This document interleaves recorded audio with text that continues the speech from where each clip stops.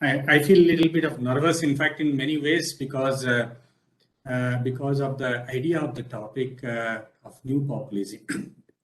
I have been engaging myself in numerous issues relating to community resources, institutions, but I must say that the term new populism or populism per se was quite new to me from an academic discourse perspective, though I have been reading or listening about it from various other, but particularly newspaper and other aspects, other areas where I kind of came across this term.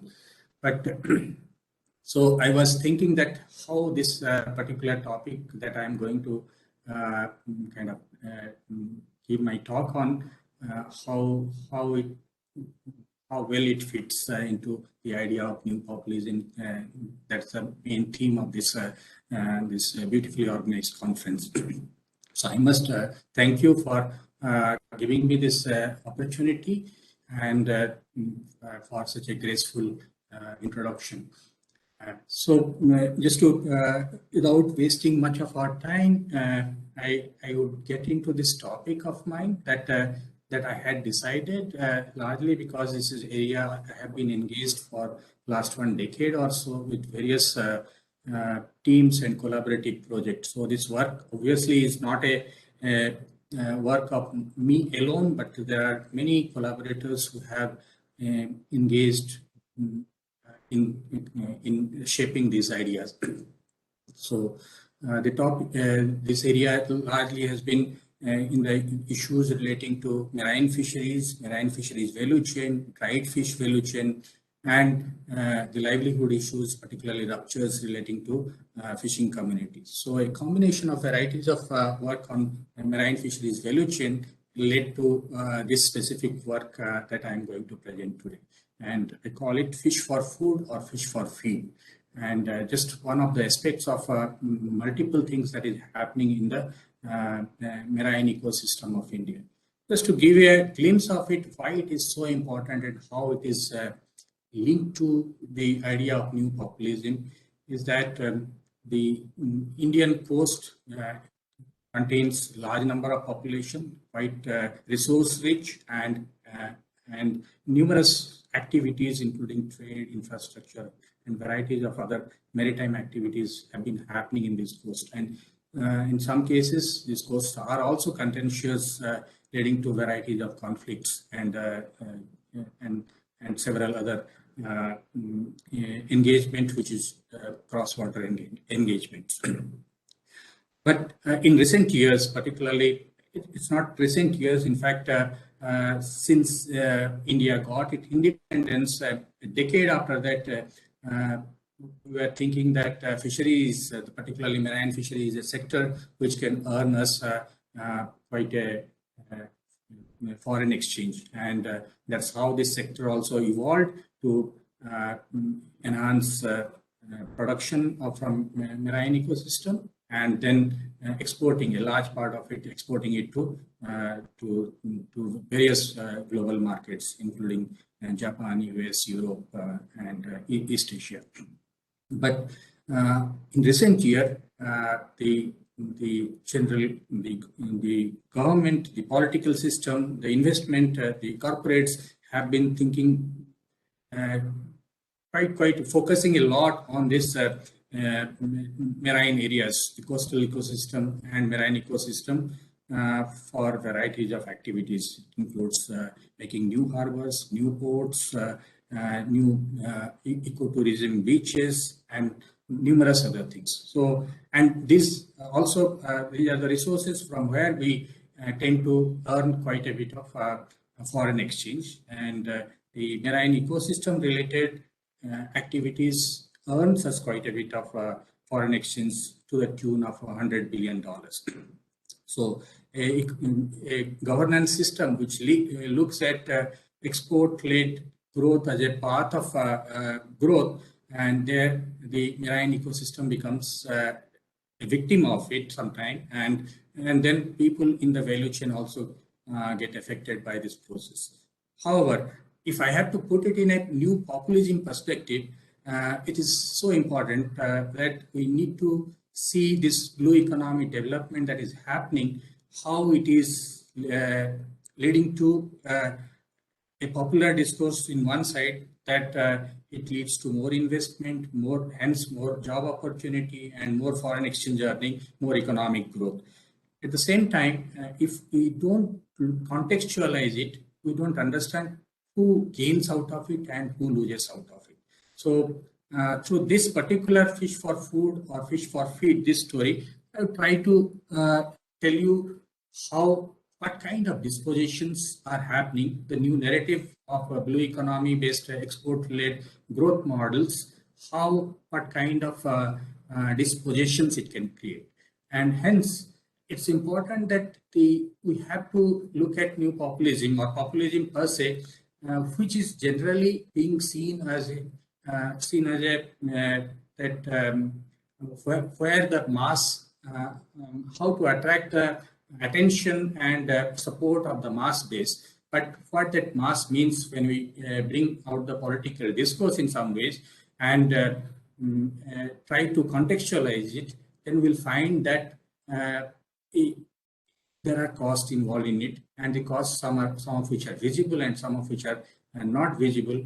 And if these discourses don't get the right set of limelight, then we may possibly be heading into some kind of disaster, some kind of dispositions. So that's the main context of the story. But I must admit that my idea of new populism is very limited. I understand a little bit from political economy discourse, and there are, of course, right lenient and left lenient new populism that has kind of engulfed us in different ways, not so competent in understanding those dimensions of it.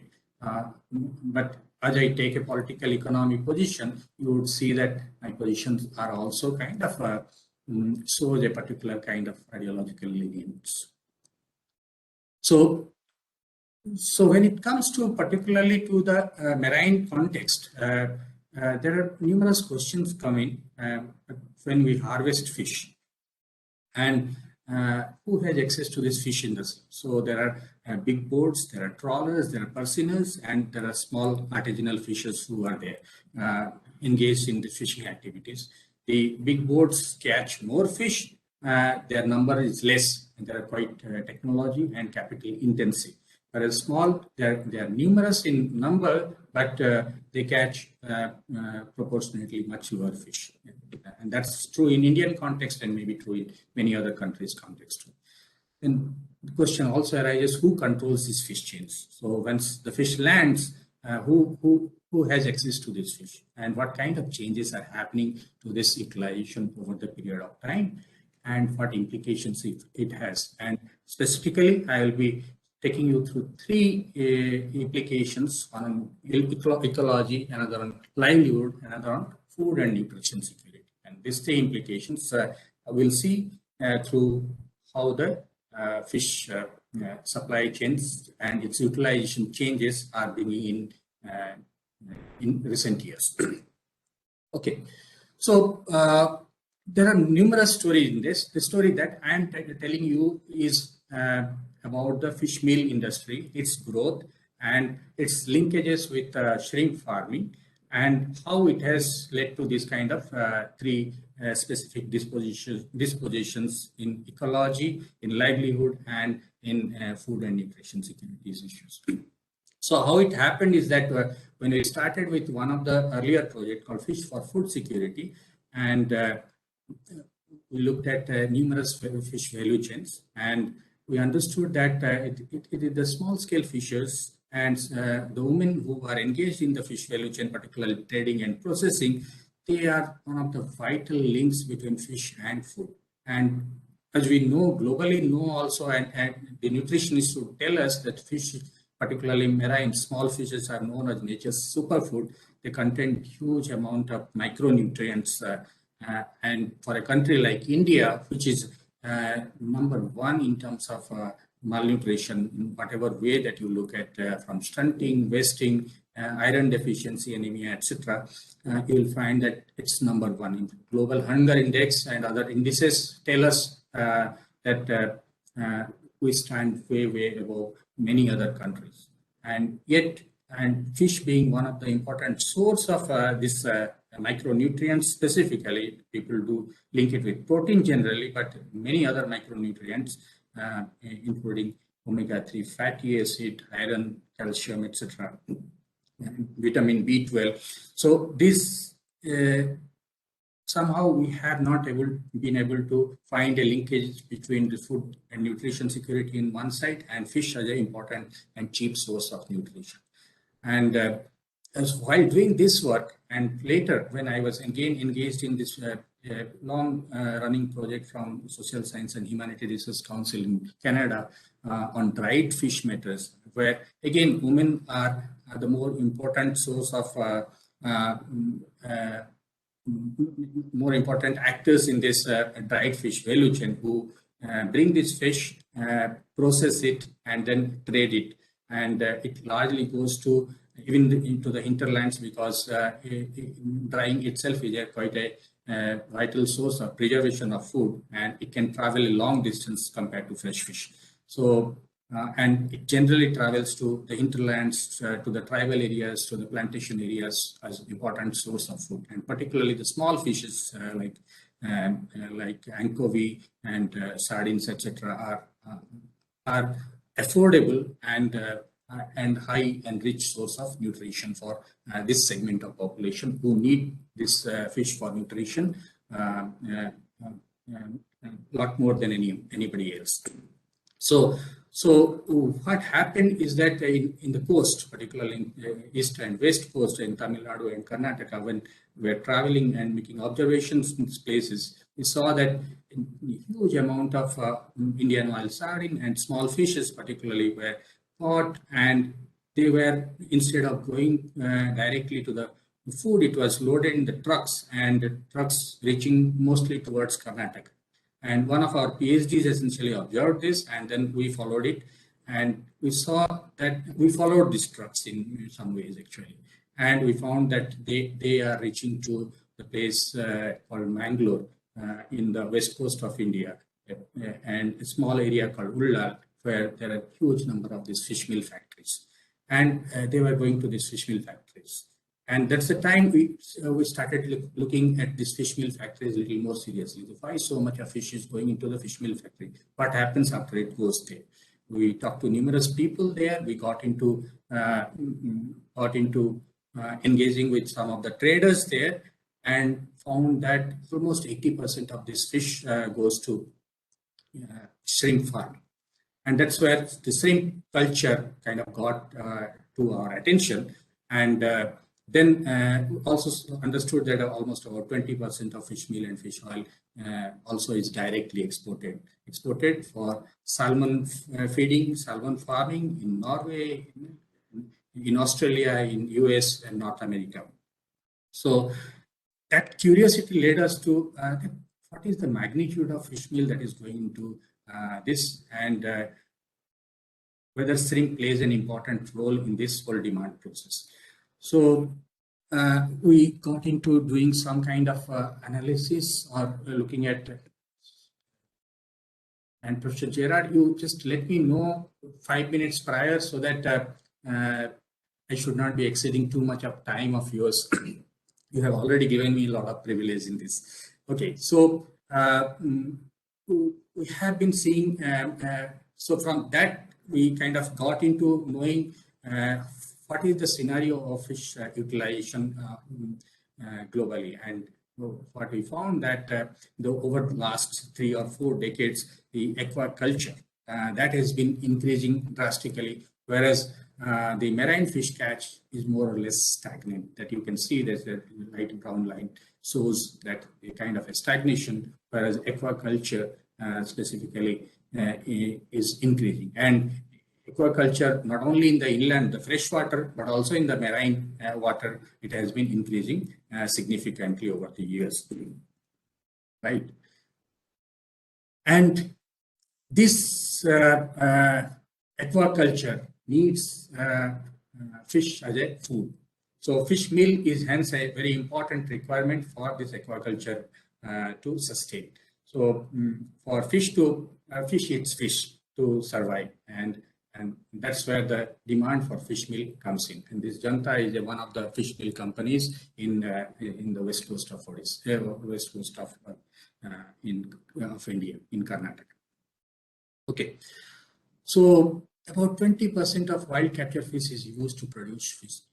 That is globally, and largely goes to the shrimp farms and salmon farm. That led us to, again, looking at some other sources like the changing market that showed us that these are some of those countries which have been championing the case of fish meal production. And India, which was not to be seen earlier, is one among these top 10 countries where this fish meal production is significantly increasing, and it's kind of growing at exponential rate in the last 1 decade or so, a little less than 1 decade. And then we try to kind of get into finding out what is the magnitude of fish that is going to fish to shrimp and fish meal, and we could hardly find much data about the fish meal production.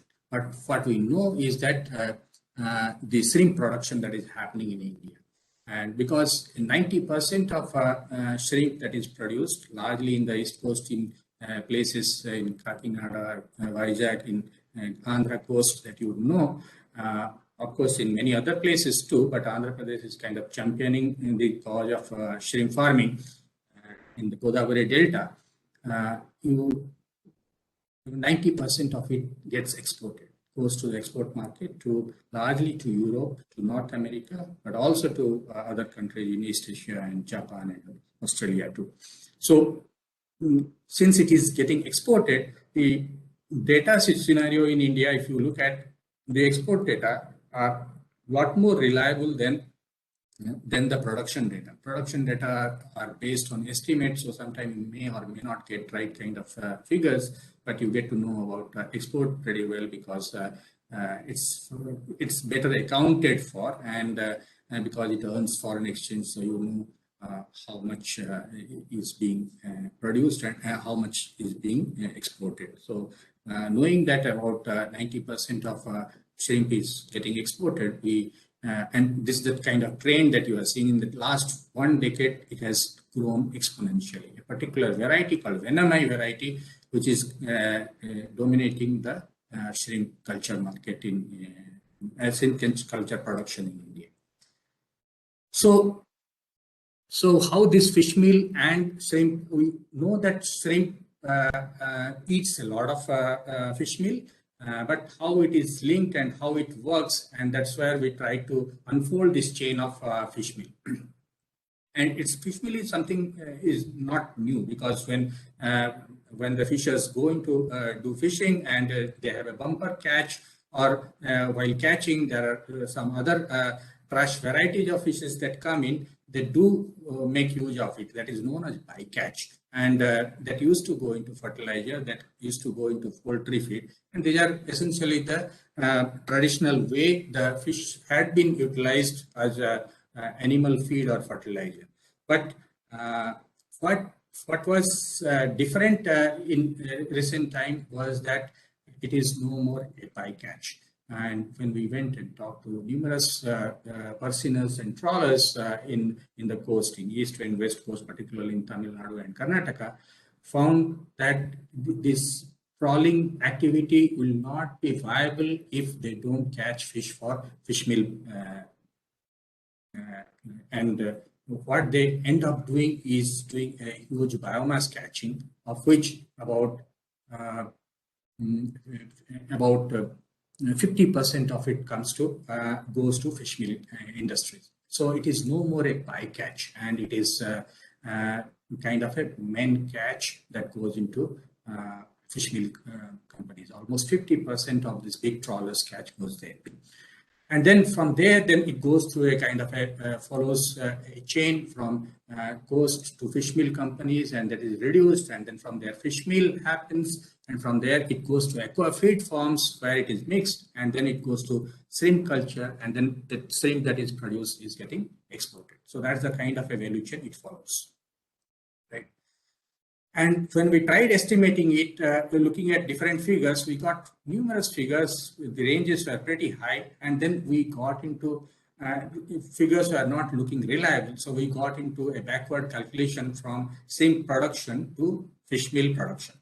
And that calculation kind of led us to a number which is astonishingly very high, because we knew that in a particular year, say 2017, 680,000 tons of shrimp was produced. And to produce this much of shrimp, how much fish meal is required? And the literature and database that was available to tell what is the kind of conversion that happens. We verified. Yeah. I think it will be good if 3-4 minutes. I'll kind of wrap it up. Yeah. Yes, please. So we came up with this computation that how much fish meal is required to produce this kind of shrimp, and that was 1.2 million tons of raw marine fishes, which is almost about 1/3 of the fish production, marine fish production, which is stagnant in India. So, and that's a kind of a detailed calculation. I will not take you through this. So what is happening over the period, you are seeing that the black area that you are seeing, the fish that is available for domestic consumption, that is shrinking.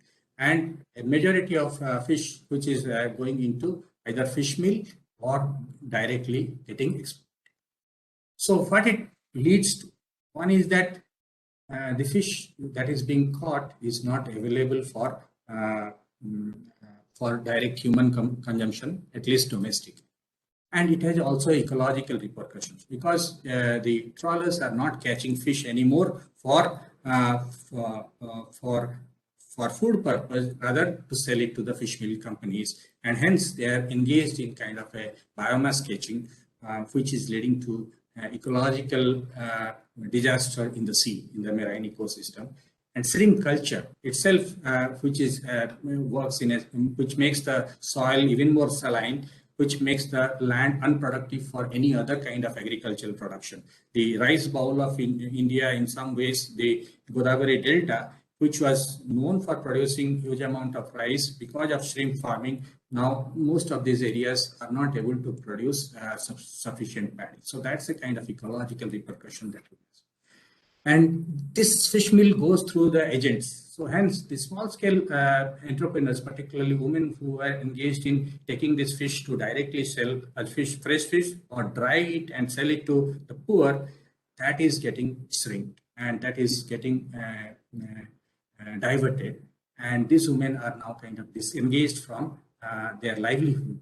They are not able to find enough work for this enterprising work that they used to do. That space is sinking. So it is creating another kind of a livelihood disposition.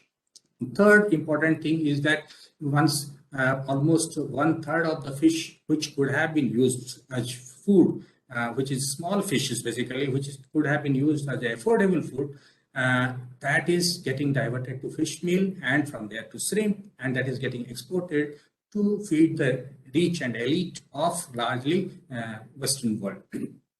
And that, if had been utilized appropriately, like there are experiments that is happening in India in some integrated child development program and in midday meal program, where fish can be provided as a nutritious support to address the food and nutrition security issues. Like the photograph that you are seeing is one from Odisha, where this such experiment being done.